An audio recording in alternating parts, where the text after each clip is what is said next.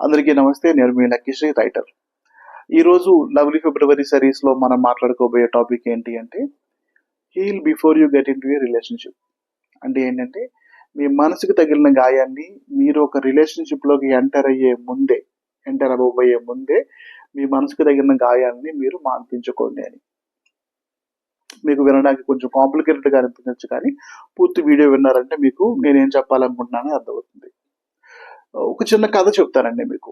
ఒక 2-3 ఫ్రెండ్స్ కలిపి ఏదన్నా మంచి రెస్టారెంట్కి వెళ్ళి భోజనం చేసి పార్టీ చేసుకుందాం, మంచి ఫుడ్ తిని చాలా రోజులైందని చెప్పి ముగ్గురు ప్లాన్ చేసుకుని ఒక సిటీలో ఉన్న ఒక నార్మల్ రెస్టారెంట్కి వెళ్ళారండి. అక్కడికి వెళ్ళిన తర్వాత 2 ఫ్రెండ్స్కి ఫుడ్ బాగానే నచ్చింది, కానీ మూడో వాడికి అక్కడ ఫుడ్ నచ్చలేదు, టేస్టీగా అనిపించలేదు అనమాట. సో ఇలా కాదు, మళ్ళీ పద అని చెప్పి వాడిని ఇంకో రెస్టారెంట్కి తీసుకెళ్లారు. వాళ్ళు ముగ్గురు వెళ్ళారు. అక్కడ కూడా ఆ పర్సన్కి ఫుడ్ నచ్చలేదు అనమాట. ఫుడ్లో ఇది తక్కువ ఉంది, ఇది ఎక్కువ ఉంది అని చెప్పి చాలా పేర్లు పెట్టాడు అనమాట. సో ఇలా కాదు అని చెప్పి మళ్ళీ ఆ ముగ్గురు డిసైడ్ అయ్యి ఇంకొక బాగా మంచి ఫేమస్ రెస్టారెంట్కి వెళ్ళారు.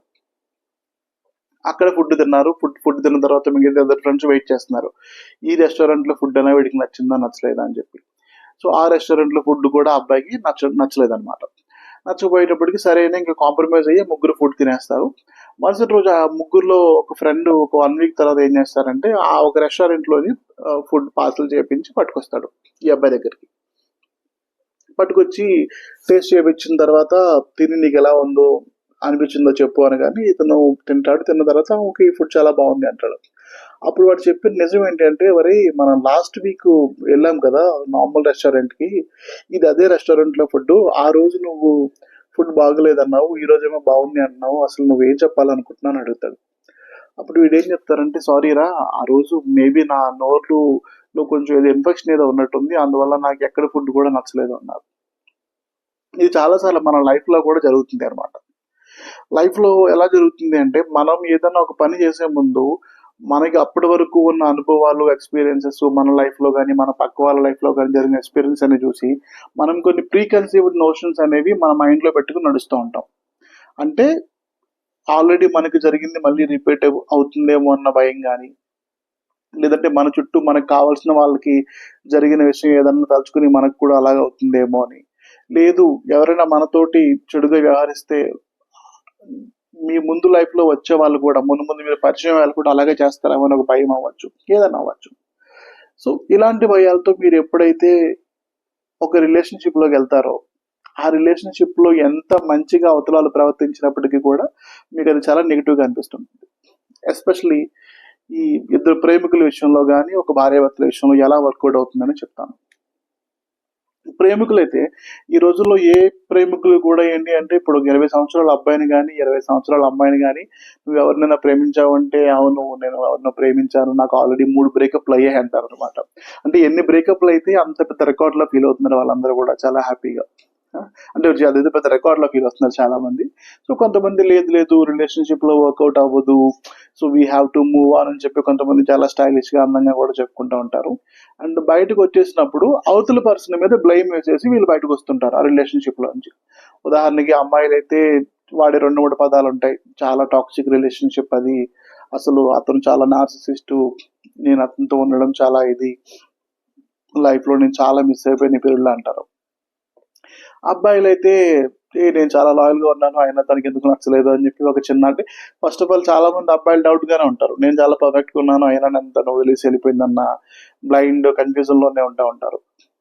సో ఏది ఏమైనప్పటికీ కూడా మీకు అప్పటి వరకు మీ లైఫ్ లో ఏం చూసినప్పటికీ కూడా మీరు ఒక పర్సన్ తో ఒక రిలేషన్షిప్ కి వెళ్తున్నాను అన్నప్పుడు ఏవైతే మీ మనసుకు తగిలిన దెబ్బలు ఏవైతే ఉన్నాయో, ఆ ముందు రిలేషన్షిప్ లో మీరు చేసినవి కానీ వాళ్ళు చేసినవి కానీ, లేదు మీ ఇద్దరి మధ్యలో అండర్స్టాండింగ్ కి కుదరనివి కానీ ఈ వీటన్నింటికి కూడా సమాధానాలు మీరు అక్కడే వెతుక్కోవాలండి. కానీ ఎప్పుడైతే మీరు ఆ పాత దెబ్బలతోటి, మీ మనసుకు తగిలిన ఆ పాత దెబ్బలతోటి కొత్త రిలేషన్షిప్ లోకి ఎంటర్ అయ్యి అక్కడ ఆ పర్సన్ ఇలా చేశాడు నువ్వు ఇలా చేయకు, లేదంటే నా విషయంలో ఎందుకు అందరూ ఇలాగే చేస్తున్నారు అని మిమ్మల్ని బ్లేమ్ చేసుకునే పరిస్థితి మనకి తెచ్చుకోకూడదు. సో ఒక రిలేషన్షిప్ లోకి మీరు వెళ్తున్నారు అన్నప్పుడు మొట్టమొదటిగా మీరు ఆ పాతవన్నీ కూడా మర్చిపోవాలన్నమాట. వాటన్నిటిని వ్యానిష్ చేసి ఒక కొత్త లైఫ్లోకి ఒక కొత్త పర్సన్తో మీరు మూవ్ ఆన్ అవుతున్నప్పుడు వెళ్తే మీ అవతల పర్సన్కి అంతే హ్యాపీగా ఉంటుంది, మీకు కూడా అంతే హ్యాపీగా ఉంటుంది. మీరు మీకు తగిలిన దెబ్బలను గుర్తుపెట్టుకుని వెళ్ళారంటే మటుకి అది చాలా నెగిటివ్గా ఉంటుంది. అదే భార్యాభర్తల విషయానికి వచ్చిందంటే ఇక్కడ ఎలా జరుగుతుందంటే, ఇక్కడ ఇండియన్ మ్యారేజెస్లో కానీ జరిగేది ఏంటి అంటే, చిన్నప్పటి నుంచి కూడా మనం చుట్టూ ఉన్న కపుల్స్ని ఆదర్శంగా తీసుకుంటాం. ఓకే, మా ఫాదర్ మా మదర్ ఎలా ఉన్నారు, మా ఫాదర్లో నాకు నచ్చిన క్వాలిటీస్ ఇవి, మా మదర్లో నాకు నచ్చిన క్వాలిటీస్ ఇవి, నాకు ఇలాంటి పర్సన్ రాకూడదు పెళ్ళైన తర్వాత అని చాలా మంది యూత్ అనుకుంటూ ఉంటారు. అంటే వాళ్ళు ఎదిగే క్రమంలో వాళ్ళ ఫ్యామిలీలో వాళ్ళు చూసుకునేది. సో వీళ్ళు తెలియకుండానే వాళ్ళ మ్యారేజ్ అయిన తర్వాత వాళ్ళ పార్ట్నర్లో ఉన్న మంచి లక్షణాలను చూడకుండా, వాళ్ళ పార్ట్నర్లో ఏవైతే నెగటివ్ లేదంటే వీళ్ళు చూడకూడదు అనుకుంటున్నటువంటి క్వాలిటీస్ ఏవైతే నెతుకుతూ ఉంటారో ఆ ప్రాసెస్ జరుగుతుంది అనమాట. ఇదంతా ఎక్కడ జరుగుతుంది అంటే, వీళ్ళకి ఆ చిన్నప్పటి నుంచి వాళ్ళకి చూసిన ఆ సిచ్యువేషన్స్ వల్ల కానీ, సినారియోస్ వల్ల కానీ, వాళ్ళు ఎదురు చేసినటువంటి మనుషులు ప్రవర్తనలు, వీటన్నిటి వల్ల ఏంటి అంటే వాళ్ళకి తెలియకుండానే వాళ్ళు ఆ చెడుని వాళ్ళ పార్ట్నర్లో కూడా నెతకడం కోసం ట్రై చేస్తూ ఉంటారు. సో మీరు ఎప్పుడైతే ఒక రిలేషన్షిప్లోకి వెళ్తున్నారో ఆ పార్ట్నర్తో మీ లైఫ్ ఎలా ఉంటుంది అని ఒక మంచి ఫ్యూచర్ ఎక్స్పెక్టేషన్స్తో వెళ్ళడం తప్పలేదు. అందులో ఉన్న మంచిని చూడండి, ఆ పర్సన్లో ఉన్న మంచిని, అమ్మాయి అయినా అబ్బాయి అయినా ఎవరైనా సరే. బట్ అంతవరకు మీరు మీ లైఫ్లో చూసినటువంటి చెడు ఎక్స్పీరియన్సెస్ని కానీ, మీ మనసుని గాయపరిచినటువంటి ఎటువంటి విషయాలన్నా సరే అక్కడే మీరు మాంచుకుని మీ రిలేషన్షిప్లోకి వెళ్తే మీ రిలేషన్షిప్ చాలా హ్యాపీగా ఉంటుంది. ఇది ఈరోజు టాపిక్ మీకు నచ్చినట్టయితే తప్పకుండా లైక్ చేసి సబ్స్క్రైబ్ చేయండి, మీ ఫ్రెండ్స్కి షేర్ చేయండి. అండ్ రేపు మళ్ళీ ఇంకో టాపిక్తో మీ ముందుకు వస్తాను. Thank you so much. Bye, take care.